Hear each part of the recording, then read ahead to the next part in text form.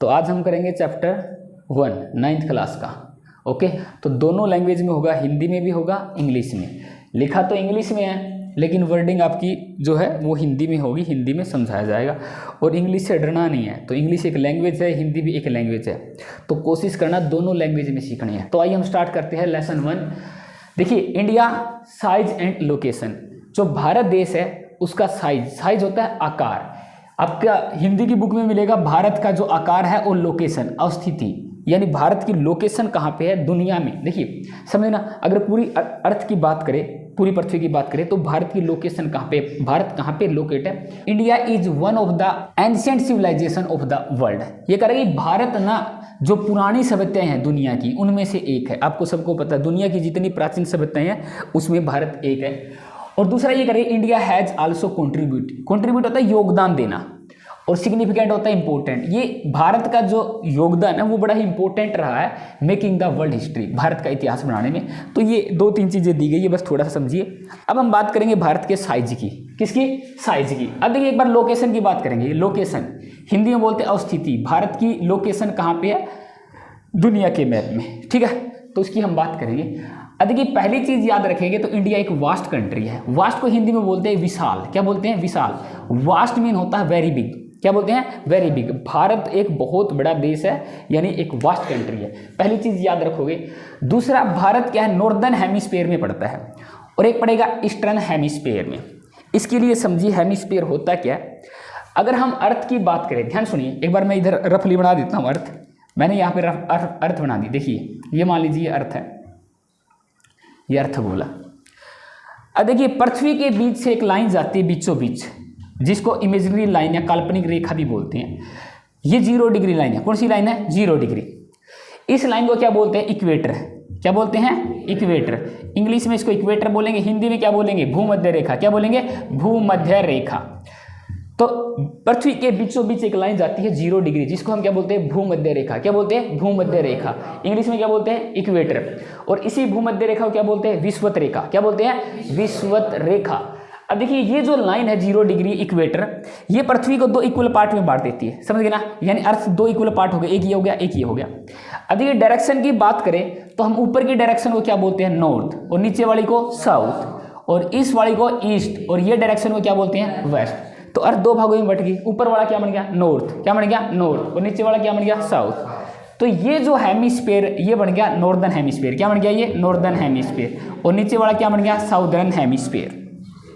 हिंदी में इसको बोलते हैं गोलार्ध। क्या बोलते हैं? गोलार्ध। गोलार्ध का मतलब देखिए पूरा गोला था। क्या था ये? गोला।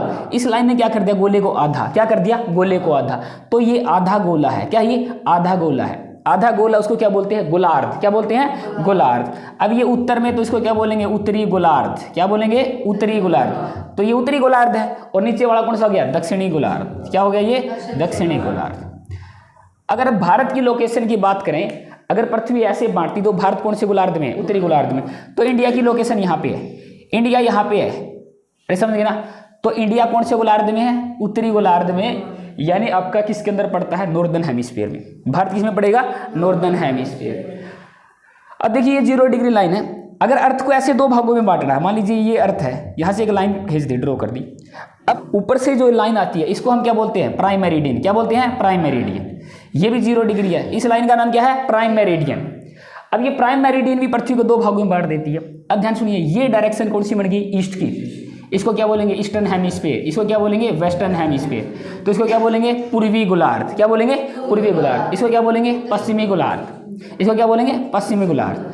तो पृथ्वी जब पूर्वी गोलार्ध और पश्चिमी गोलार्ध में बढ़ती है तो इंडिया किस में आता है? ईस्टर्न हेमिस्फीयर में। किस में आता है? Eastern hemisphere. यानी भारत की लोकेशन पूर्वी गोलार्ध में है और किस में है? उत्तरी गोलार्ध में है। तो आप इससे समझ गए तो इंडिया की लोकेशन कहाँ पे है। समझ गए ना। तो पहली चीज बताइए, भारत क्या है? कि वास्ट कंट्री है। क्या है? वास्ट कंट्री है। कौन से हेमिस्फीयर में है? नॉर्दर्न हेमिस्फीयर और ईस्टर्न हेमिस्फीयर, यानी उत्तरी गोलार्ध और पूर्वी गोलार्ध के अंदर। अब इसी से देखिए ये चीज समझोगे आप ध्यान से। अब जो भारत का मेन लैंड है इसको ध्यान सुनिए, द मेन लैंड एक्सटेंड, जो भारत की जो मुख्य भूमि है वो एक्सटेंड है, फैली है। अब कहाँ तक फैली? ध्यान सुनिए, बिटवीन लैटिट्यूड्स।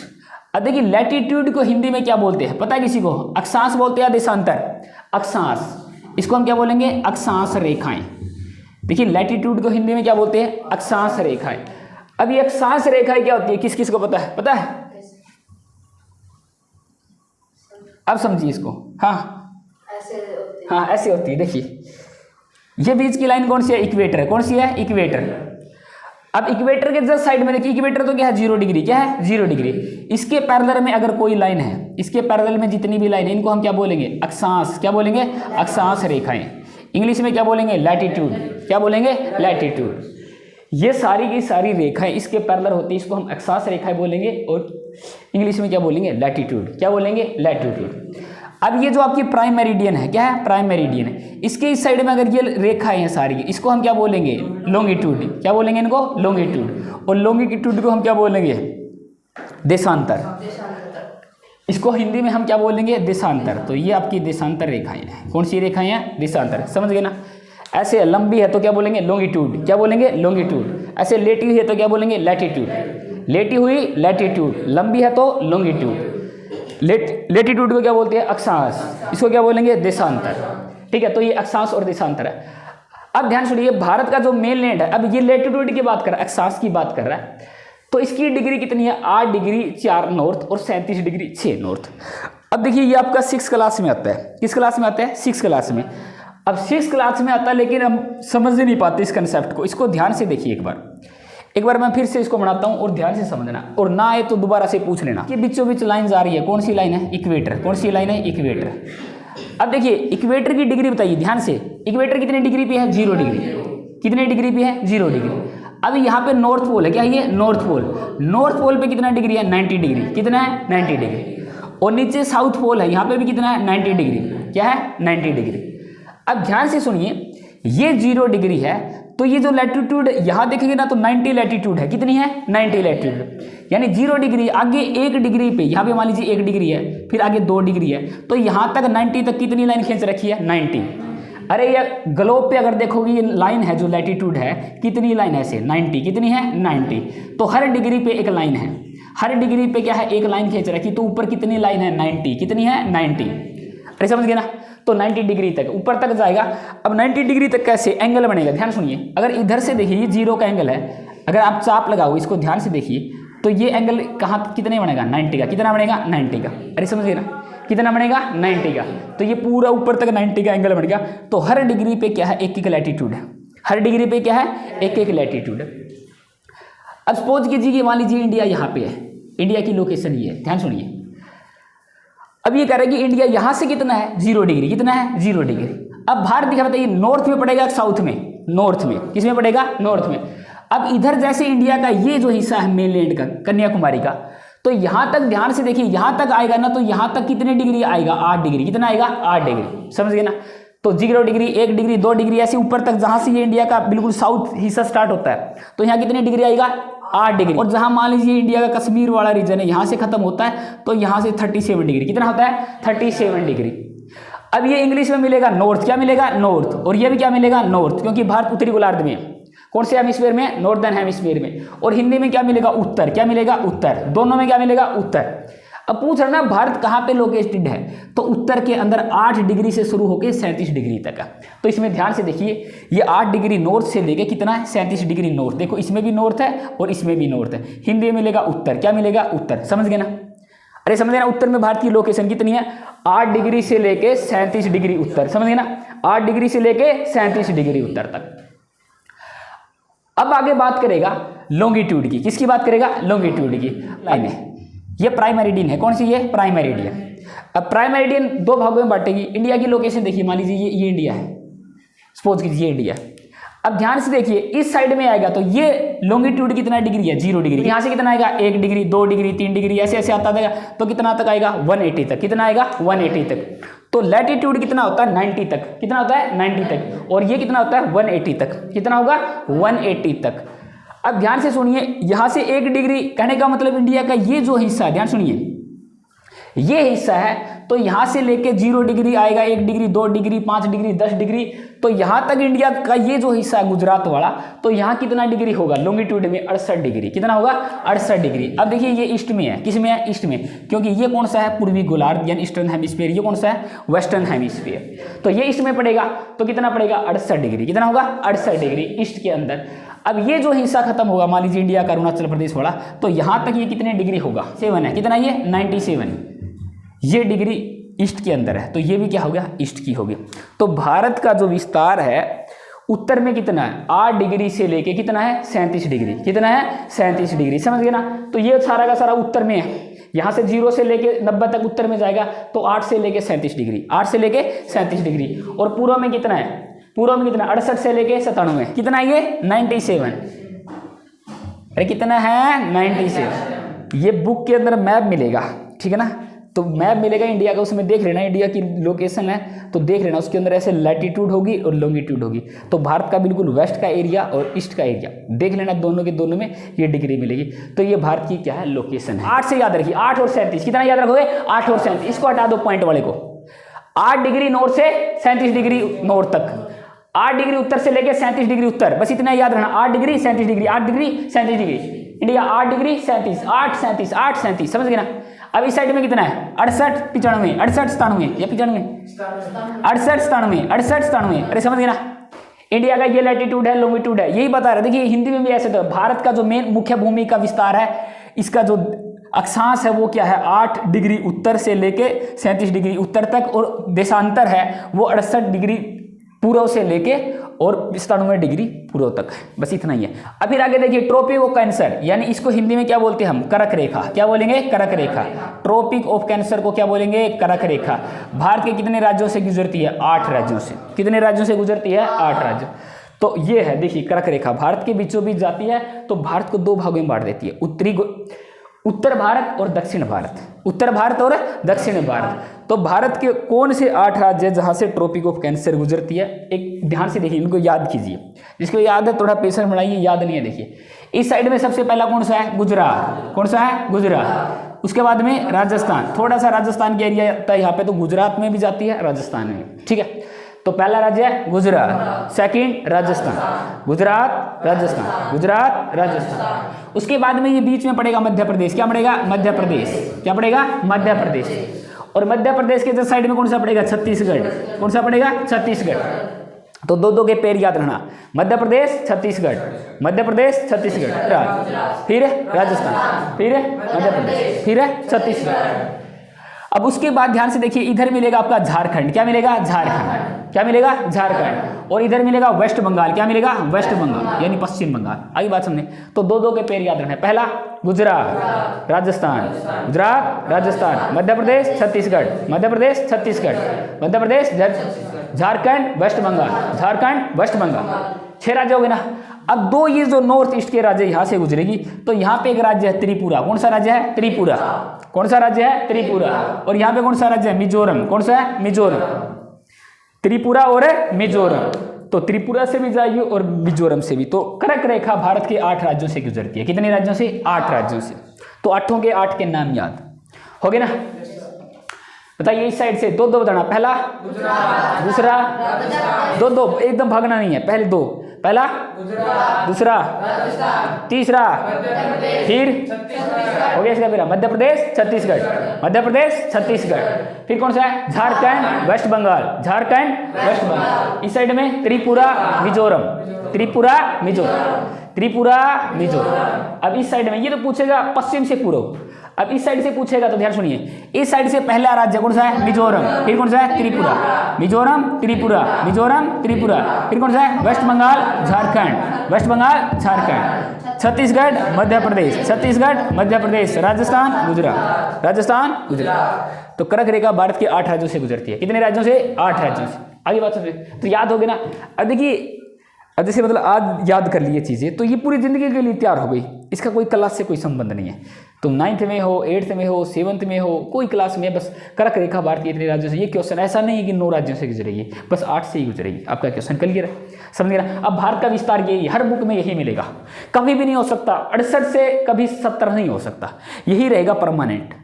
दुनिया में परमानेंट यही रहेगा। एक बार हमने चीजें याद कर ली तो हम कभी भूलते नहीं। भारत उत्तरी गोलार्ध में तो उत्तरी में ही रहेगा, पूर्वी गोलार्ध में तो पूर्वी में रहेगा। तो एक बार ये चीजें क्लियर कर लेते तो हमें चीजें समझ में आ जाती है। अरे आगे ना बात समझ, अरे आ गई तरुण, आ गई आज तो आ गई, स्कूल में नहीं आती, इधर आ जाती है।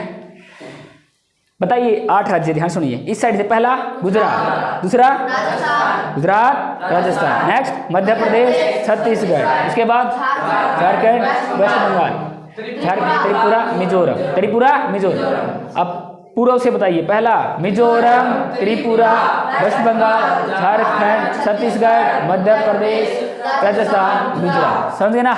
8 हो गए याद। देखिए भारत का ये जो एरिया है, गुजरात का ये बड़ा एरिया, भारत का ये बिल्कुल ईस्टर्न, और एक ये जो एरिया है, इसमें कितने घंटे का? 2 घंटे का फर्क। कितने घंटे का फर्क है? 2 घंटे का। अब ये कैसे निकालते हैं? ये डिग्री के अकॉर्डिंग निकालते हैं। देखिए 6th क्लास में जो लेसन आपका लैटिट्यूड और लॉन्गिट्यूड का, उसमें यही दिखाया जाता है ना कि डेट को, टाइम को, लोकेशन, किसी भी देश की लोकेशन, किसी भी राज्य की लोकेशन कहाँ पे है और उनका टाइम कैसा है, उनकी डेट कैसी है, उस चीज़ को जानने के लिए उसका हम पूरा का पूरा चैप्टर पढ़ते हैं। अब देखिए कैसे है डिफरेंस, एक बार देखिए। इस साइड में कितना एरिया बताइए? 97, कितना है? 97, और इस साइड में कितना है? 68, माइनस कितनी, कितना आएगा? लगभग 30 या 29, बताइए। 29, कितना आ गया? 29, लगभग 30 आ गया। कितना आ गया? लगभग 30।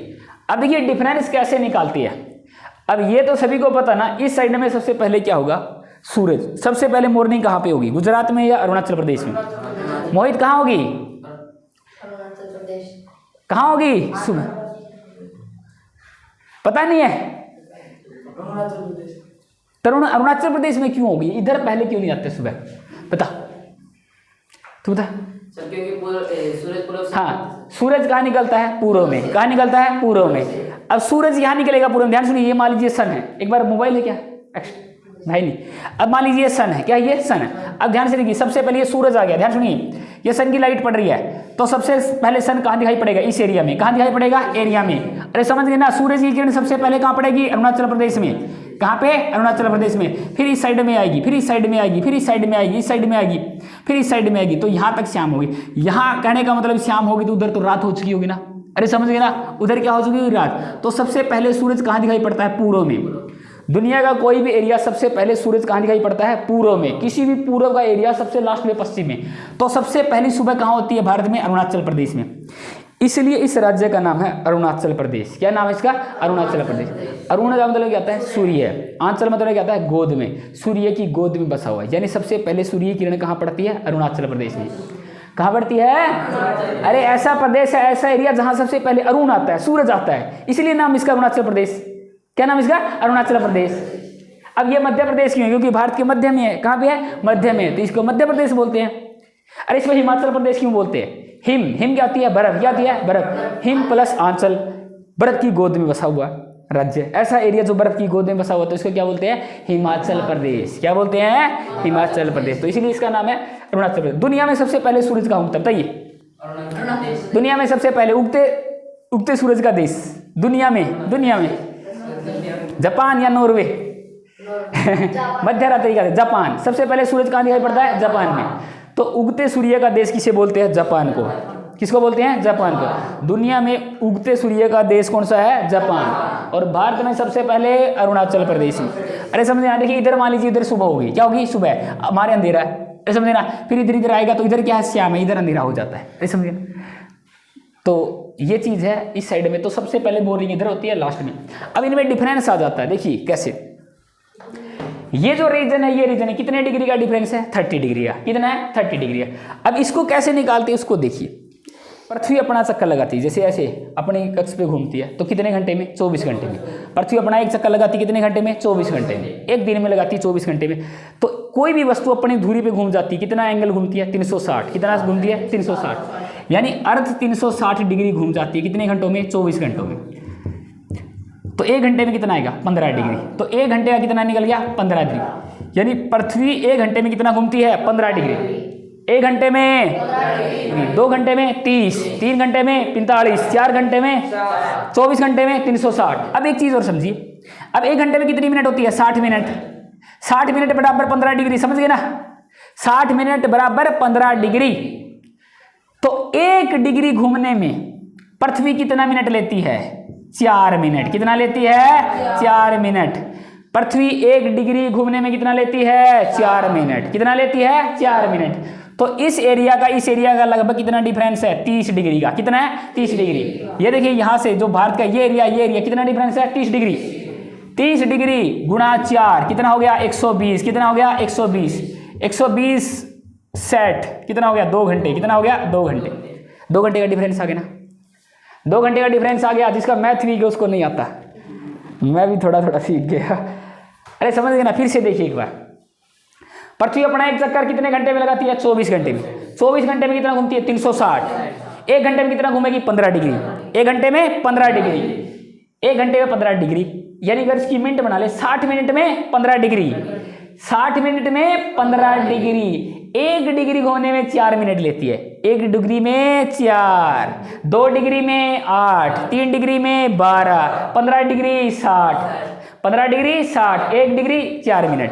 1 डिग्री घूमने में 4 मिनट, तो 30 डिग्री घूमने में 120 मिनट। कितनी मिनट? 120 मिनट। ये 120 मिनट है। 120 मिनट के घंटे बनाएंगे तो 2 घंटे। कितना फर्क है? 2 घंटे का। अब इस एरिया का 2 घंटे का फर्क है, मतलब इधर टाइम अलग गड़बड़ा जाएगा। तो भारत का एक ही टाइम मान लिया गया। पूरे भारत का क्या है? अब देखिए यहाँ से भारत के जो बीच में पड़ती है, सेंटर में, यहाँ से एक लाइन खींच देगी भारत के बीचों बीच। उत्तर प्रदेश का जो एरिया है इसको बोलते हैं मिर्जापुर। क्या बोलते हैं? मिर्जापुर। तो यहाँ से जो डिग्री है वो 82.5 डिग्री ईस्ट है। कितना है? 82.5 डिग्री। देखिए यहाँ पे 97 है और यहाँ पे कितना है? 68 है, तो बीच में ले ली। कितना है? 82.5 डिग्री। कितना है? 82.5। तो ये लाइन ले ली इंडिया का, इसको मानक समय बोलते हैं कि यहाँ जो समय होगा भारत में बीच में, ये पूरा एरिया बराबर है लगभग। जो बीच में समय होगा पूरे भारत का समय मान लिया जाएगा।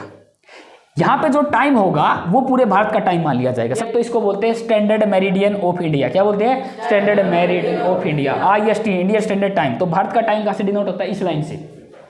भारत का टाइम कैसे डिनोट होता है? इस लाइन से। 82.5 डिग्री। 82.5 डिग्री ईस्ट भारत का मेन समय, यानी बीच से टाइम ले लिया कि ना उधर का बीच का सेंटर का टाइम बना लिया। अरे समझ गए ना? तो भारत का ईस्ट, समझ गए ना? अरे समझ गए ना? भारत के दोनों कोने में ईस्ट का और वेस्ट का डिग्री, समझ गए ना? 97 और 68, 97 और 68 बीच का ले लिया। यहाँ जो समय होगा पूरे भारत में लागू होगा। अरे समझ गए ना? इधर लेंगे तो चीजें गड़बड़ाएगी। कोई चीज का बीच का लेते तो हर जगह लागू हो जाती है। तो ये भारत का मानक समय है। क्या ये भारत का मानक समय? तो भारत का टाइम पूरा यहाँ से ही मापते हैं। पूरे भारत में यही टाइम होता है। एक ही भारत का जो IST है यानी मानक समय एक ही है। अलग अलग देशों में अलग अलग है। जैसे 6th क्लास में पढ़ोगे ना, रूस के अलग कई है मानक समय, आई थिंक 11 है। कितने हैं? 11 है। अमेरिका के भी 6-7 है, चीन के भी 5-6 है। तो अलग अलग देशों में अलग अलग टाइम है। ठीक है, तो उधर भारत का तो एक ही हमने काम चला लिया। अब बात करेंगे हम भारत के साइज की, आकार की। ध्यान सुनिए, भारत का जो एरिया है वो 3.28 मिलियन स्क्वायर किलोमीटर है। ठीक है, तो ये मिलियन में है। मिलियन का मतलब होता है 10 लाख। कितना होता है? 10 लाख, यानी मिलियन का मतलब 10 लाख। अब इसको ध्यान से उसको गुणा करोगे 10 लाख से, तो ध्यान सुनिए, तो लगभग 32 लाख आएगा। कितना आएगा? 32 लाख। तो ये 32.8 लाख स्क्वायर किलोमीटर भी हो सकता है। तो दोनों सही है। 32.8 लाख स्क्वायर किलोमीटर लिखिए या 3.28 मिलियन स्क्वायर किलोमीटर। आगे बात सुनिए, तो भारत का ये एरिया है, भारत का पूरा एरिया माप के बताया कितना स्क्वायर किलोमीटर है। तो लाख स्क्वायर किलोमीटर या मिलियन स्क्वायर, ठीक है, तो याद रखना। अब अगला देखिए, अगर एरिया की बात करें, ज्योग्राफिकल एरिया भारत का यानी भौगोलिक एरिया पूरे दुनिया का कितना है? 2.4%। कितना है? 2.4%। मान लीजिए पूरी पृथ्वी पे जो जमीन है, भारत के पास कितनी जमीन है? 2.4%। और जनसंख्या कितनी है? 16%। कितनी है? 16। अब तो 17 हो गई होगी। तो जमीन तो भारत के पास कितनी है? 2% दुनिया की, और जनसंख्या कितनी है? 17%। कितनी है? 17%। तो भारत में जमीन की कमी है ना? भारत की पोजीशन कौन सी है? 7th। कौन सी है? 7th। तो 7th पोजीशन है। दुनिया का सबसे बड़ा देश रूस, रसिया जिसको बोलते हैं, लार्जेस्ट कंट्री रसिया। का सबसे बड़ा देश कौन सा है? रूस। भारत का कौन सा नंबर है? 7वां। अब देखिए इसके लिए एक ट्रिक है, अभी याद हो जाएगा, फटाफट कीजिए। दुनिया के 7 बड़े बड़े देश बोर्ड में देखिए। इसके लिए एक ट्रिक है, रुख चीन अब आ भारत। अब आ भारत, रुख चीन अब आ भारत। तो देखिए रूस से बनेगा रूस। क्या बनेगा? रूस। कैसे बनेगा? कनाडा। क्या बनेगा? कनाडा। रूस कनाडा, रूस कनाडा। तो रुक बन गया, समझे ना? रूस और कनाडा। चीन से क्या बनेगा? चीन। क्या बनेगा? चीन। ऐसे क्या बनेगा? अमेरिका। क्या बनेगा? अमेरिका। क्या बनेगा? अमेरिका। वैसे बनेगा ब्राजील। क्या बनेगा? ब्राजील। तो 4-5 हो गए, फिर से बताइए। रूस से क्या बनेगा रूस, कैसे कनाडा, चीन का तो आपको सीधा दिख गया, ऐसे क्या बनेगा ब से ब्राजील, आ से ऑस्ट्रेलिया, फिर क्या गया भारत, क्या गया भारत। आगे बात समझ में, तो क्या बन गया आपका ट्रिक बताइए, रुक चीन अब भारत, रुक चीन अब आ भारत, याद रखिए रूस से क्या बन गया रूस। अब आप सीधा बताइए, पहला क्या बन गया रूस, सेकंड कनाडा, थर्ड चाइना, फिर अमेरिका, फिर ब्राजील, फिर ऑस्ट्रेलिया, फिर भारत। उल्टा बताइए, पहला भारत, उसके बाद ऑस्ट्रेलिया, उसके बाद ब्राजील, उसके बाद उसके बाद उसके बाद उसके बाद। और देखिए तुम्हारी बुक में ना कई बार क्या करते हैं, जो अमेरिका ना वो चीन से आगे दिखाएगा, लगभग बराबर का एरिया है और चीन का एरिया पीछे दिखा देगा, तो इसमें कोई दिक्कत नहीं है, ठीक है। तो कई बुक को भी पीछे दिखा रखा है, कई बुक को में आगे दिखा रखा है, लेकिन चीन का देखिए विवादित एरिया रहता है बहुत ज़्यादा, तो चीन इसको अपना एरिया मानता है, तो उसमें थोड़ा सा स्क्वायर किलोमीटर का लगभग चीन और अमेरिका बराबर है, लेकिन कई जगह चीन का ज़्यादा एरिया दिखाते हैं, कई जगह अमेरिका का ज़्यादा एरिया दिखाए जाते हैं, तो ये मत सोच लेना अमेरिका पहले आ गया तो कोई दिक्कत नहीं है। अब देखिए लैंड बाउंड्री देखिए भारत की, स्थलीय सीमा, इसको क्या बोलते हैं स्थलीय सीमा। भारत की स्थलीय सीमा कितनी है, कितनी है 15,200 किलोमीटर, कितनी है 15,200 किलोमीटर। जो एरिया भारत का इस साइड में देखो अरब सागर है, क्या ये अरब सागर, इस साइड में हिंद महासागर, इस साइड में क्या है बंगाल की खाड़ी, इस साइड में क्या है बंगाल की खाड़ी, यानी ये जो एरिया भारत का पानी से लगता है, किससे लगता है पानी से लगता है। और जो ऊपर का एरिया बचा स्थल से लगता है, जमीन से, किससे लगता है जमीन से। तो ये कह रहा है ना, ये जो एरिया मान लीजिए कुछ ये गुजरात का लगेगा, कुछ फिर आगे राजस्थान का, इस एरिया में ये जो स्थलीय सीमा भारत की ये कितनी है 15,200 किलोमीटर, कितनी है 15,200 किलोमीटर। ये स्थल है, कहने का मतलब दूसरे देशों में जा सकते हैं, यहाँ से स्थल लगता है, जमीन लगती है, तो स्थलीय सीमा भारत की कितनी है 15,200 किलोमीटर, कितनी है 15,200 किलोमीटर। अब ये बोलेगा लेंथ है कोस्ट लाइन की, ये भारत का जो तटीय एरिया है, ये जो बाकी बच गया जिसकी समुद्र से सीमा लगती है, ये भारत का कितना एरिया है बताइए 7,516 किलोमीटर, ये 0.5 में दे रखा। इसमें 7,516, इसमें इंक्लूड अंडमान निकोबार भी है, लक्षद्वीप है, क्योंकि भारत का ये जो एरिया ध्यान से देखो ना, ये अंडमान है, क्या ये अंडमान निकोबार, ये क्या है लक्षद्वीप। तो ये इसके साइड में जो एरिया लगेगा, मान लीजिए यहाँ पे जो एरिया लगेगा, तो ये भारत का एरिया ना, तो इसको अंडमान निकोबार और लक्षद्वीप को मिला के भारत की जो ये लेंथ है इसकी कोस्ट एरिया की कितनी है 7,516, कितनी है 7,516। तो ये चीज़ें याद रखना। आगे बात समझें, ये बड़ा इंपॉर्टेंट क्वेश्चन है, इसको देखिए बस लास्ट है फिर फिनिश करते हैं। यार since the opening of the Suez canal, Suez canal को हिंदी में बोलते हैं सवेज नहर, क्या बोलते हैं सवेज नहर, ऐसे मिलेगा कि सवेज नहर, कैनाल का मतलब होता है नहर। ये अगर ये स्वेज नहर के खुलने से, स्वेज नहर 1869 में खुली थी, क्वेश्चन ये पूछेगा स्वेज नहर कब खुली थी 1869 में, 1869 में। इंडियाज डिस्टेंस, भारत की जो डिस्टेंस है दूरी है वो यूरोप से लगभग कितनी घट गई है 7,000 किलोमीटर, कितनी घट गई है 7,000 किलोमीटर। ये कह रहा है कि स्वेज कैनाल के ओपन से इंडिया की जो डिस्टेंस है यूरोप से रिड्यूस, रिड्यूस होता है कम होना, क्या होता है कम होना, रिड्यूस हो गई है 7,000 किलोमीटर, क्या हो गई है 7,000 किलोमीटर। ये कैसे, इसको ध्यान से देखना, मैं पूछूंगा फिर एक एक से ये पूछूंगा क्वेश्चन। देखिए स्वेज नहर जो खुली है तो कैसे दूरी घट गई भारत की और यूरोप की, देखिए इसको। तो ये कौन सा कॉन्टिनेंट है अफ्रीका, कौन सा है अफ्रीका। अफ्रीका कॉन्टिनेंट के ऊपर कौन सा सागर है बताइए मेडिटेरियन सी, कौन सा है मेडिटेरियन। अब ध्यान से देखो ना, ये पूरा का पूरा एशिया का एरिया मिलेगा आपको, जुड़ा हुआ मिलेगा एरिया। तो जो अफ्रीका महाद्वीप है इसके ऊपर एक सागर है, कौन सा सागर है मेडिटेरियन सी, उसको हिंदी में बोलते हैं भूमध्य सागर, क्या बोलते हैं भूमध्य सागर। अफ्रीका महाद्वीप के ऊपर एक सागर है उसको बोलते हैं भूमध्य सागर, क्या बोलते हैं भूमध्य सागर यानी मेडिटेरियन सी। आगे बात समझे, तो इसके जस्ट साइड में यहाँ देखोगे ये जो एरिया पड़ता है मिस्र का, किसका पड़ेगा मिस्र का, ये जो एरिया पड़ेगा ये एशिया से कनेक्ट होता है अफ्रीका से, तो ये मिस्र का एरिया। अब यहाँ ध्यान से देखोगे तो इस एरिया में एक सागर पड़ता है, इस एरिया में भी एक सागर पड़ता है, तो इसको हम क्या बोलते हैं रेड सी, क्या बोलेंगे रेड सी। तो यहाँ पे एक लाल सागर है, क्या ये लाल सागर, तो ये रेड सी है, क्या ये रेड सी। ऊपर कौन सा है मेडिटेरियन सी। तो ये जमीन का एरिया था पूरा का पूरा, यहाँ से पूरा का पूरा एशिया महाद्वीप और इस साइड में। अब देखिए भारत के इस साइड में ध्यान से देखोगे ना, यूरोप इधर पड़ेगा, अफ्रीका इस साइड में, यहाँ पे क्या पड़ेगा यूरोप, क्या पड़ेगा यूरोप। अब देखिए यूरोपीय जो व्यापारी आते थे, यानी यूरोप के जो लोग भारत में आते थे समुद्र के रास्ते, तो पहले ये रास्ता होता था, यूरोप से अगर कोई इंडिया आता था तो अफ्रीका से घूम के तो इंडिया में आते थे, ये उनका रास्ता होता था।